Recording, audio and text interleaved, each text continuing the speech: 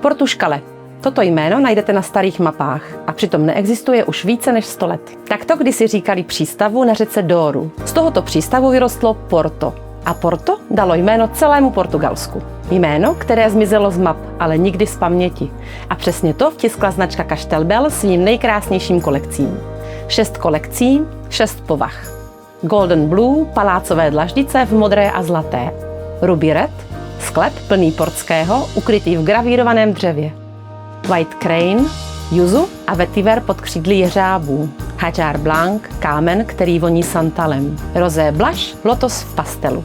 A Black Edition, která okouzlí svým minimalismem. Každý kousek ručně tvarují portugalští řemeslníci v malých dílnách. A žádné dva nejsou stejné. Když vůně jednou dohoří, nezmizí. Zůstane vám kus porta na poličce. Váš vonavý suvenýr i bez letenky. Klikněte dolů a objevte všechny kolekce Portuškale na Fragonitu.